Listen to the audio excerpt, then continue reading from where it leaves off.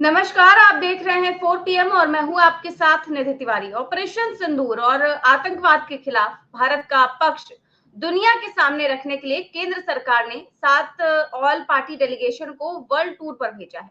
इस हफ्ते के अंत तक सभी डेलीगेशन वापस लौट आएंगे और विपक्ष उनके लौटने के बाद अगले हफ्ते विशेष सत्र में इस मुद्दे पर बहस की मांग कर रहा है। उनका कहना है कि जब भारत का डेलीगेशन दुनिया के अलग अलग देशों में जाकर सब कुछ बता रहा है तो अपने देश के लोगों को बताने में समस्या क्या है।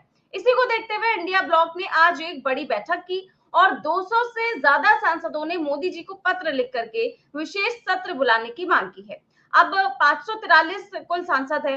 ऐसे में अगर 200 सांसद बाकायदा लेटर लिख के, मौखिक नहीं लेटर लिख करके, साइन करके प्रधानमंत्री को सौंप रहे हैं तो जाहिर तौर पर सरकार को इस पर ध्यान तो देना पड़ेगा। ऐसे में सवाल ये है कि क्या सरकार संसद सत्र बुलाएगी या फिर नहीं बुलाएगी। आज इस पर चर्चा करेंगे। चर्चा में हमारे साथ मौजूद है प्रोफेसर अखिल स्वामी सर। सर बहुत बहुत स्वागत है आपका।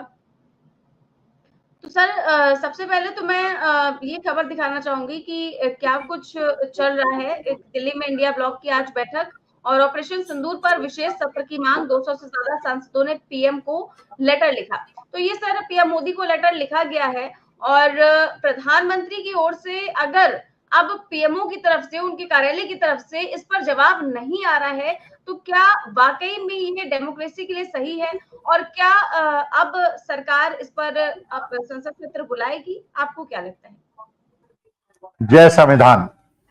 देखिए निधि, पिछले 11 साल से मोदी जी का शासन देखने के बावजूद अगर आप डेमोक्रेसी की बात कर रही हैं, आप संविधान की बात कर रही हैं, लोकतंत्र की बात कर रही हैं, तो आप ही कर सकती हैं, मैं तो नहीं कर सकता। देखिए, हमारे देश के प्रधानमंत्री मोदी जी विदेश पे जाके विदेशी नेताओं से झप्पी लग सकते हैं, वो शेखों से झप्पी लग सकते हैं, यूएई में, कतर में, दुबई में, हर जगह जाके वो वहां लोगों से झप्पी लग सकते हैं। डोनाल्ड ट्रंप से झप्पी लग सकते हैं, मेलोनी से झप्पी लग सकते हैं, शी जिनपिंग से झप्पी लग सकते हैं। भारत के विपक्षी नेताओं से वो झप्पी नहीं लग सकते। उनका तो समूल नाश करने का उन्होंने प्रण ले रखा है। और लोकतंत्र की बात करना, पिछले 11 साल में जिस प्रकार से लोकतंत्र और संविधान की हत्या हुई है, उसमें आज के तारीख में लोकतंत्र की बात करना मेरे ख्याल से हास्यास्पद। लेकिन ये बात बिल्कुल, देखिए, विपक्ष की जो मांग है वो बिल्कुल जायज है। 1962 में वॉर के समय संसद सत्र बुलाया गया था। कारगिल के बाद अटल जी ने संसद सत्र बुलाया था। और ये जब बिल्कुल ये सही बात है कि विदेश में जाके जब आप एक्सप्लेन कर रहे हैं भारत की पोजीशन को, हमें ये पता चलना चाहिए, देश को पता चलना चाहिए, संसद को पता चलना चाहिए, केवल मोदी जी को नहीं पता चलना चाहिए।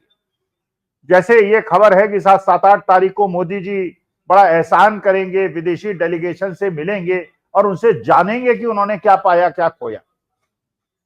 अरे ये मोदी जी और ये डेलीगेशन के बीच का मकसद नहीं है, ये देश का मसला है, ये संसद का मसला है। संसद में अगर हमारे क्षेत्र से हमने विपक्षी मेंबर ऑफ पार्लियामेंट को भेजा है तो इसका मतलब क्या है कि उसको नहीं पता चलेगा, केवल मोदी जी और भारतीय जनता पार्टी के लोगों को पता चलेगा।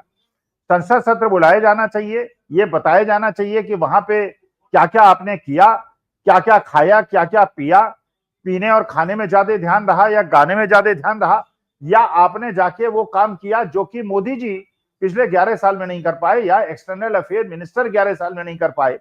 ये क्या किया आपने, ये क्या एजेंडा था, क्या मकसद से आप गए थे और क्या आपने पाया, इसका पूरे देश को संज्ञान लेना चाहिए, पता चलना चाहिए, संसद को पता चलना चाहिए और हमारे देश को पता चलना चाहिए कि आपने क्या किया, क्या करने गए थे, क्या लोगों का रिएक्शन रहा, क्या लोगों ने आपको आश्वासन दिया। ये केवल मोदी जी को जानने का अधिकार नहीं है, ये देश को जानने का अधिकार। जी सर, और दूसरी बात ये है कि अगर डेलीगेशन से मिलना ही था तो वहां से आने के बाद के फोटो खिंचवाने के लिए मिलेंगे, उससे पहले मिलना चाहिए था। जब वो लोग जा रहे थे तो क्या रणनीति बनानी है, क्या कुछ करना है, तो इसके लिए मिल लेना चाहिए था।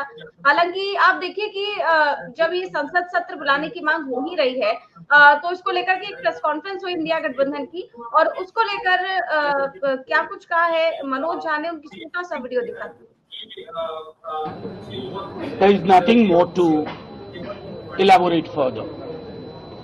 Pahalgam was not individual pains of the families who lost the near and dear ones.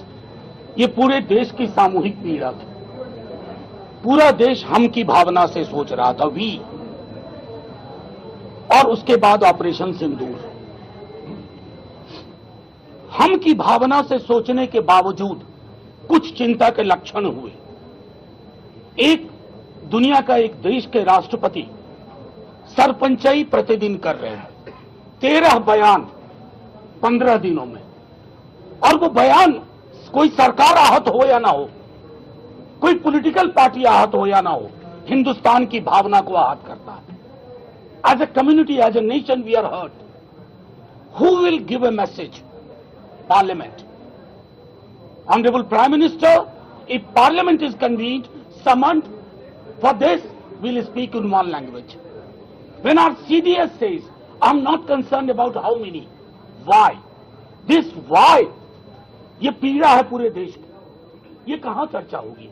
Social media पे नहीं होगी, टेलीविजन डिबेट्स में नहीं होगा। संसद है। हम वही देश हैं जो 62 में चीन के युद्ध के दौरान संसद का सत्र बैठा था।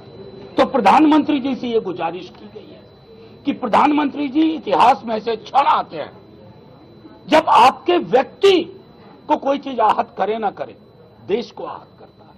और जब देश आहत होता है तो संसद ही है, क्योंकि दलों के दायरे से ऊपर है। 140 करोड़ हिंदुस्तानियों का मसला है।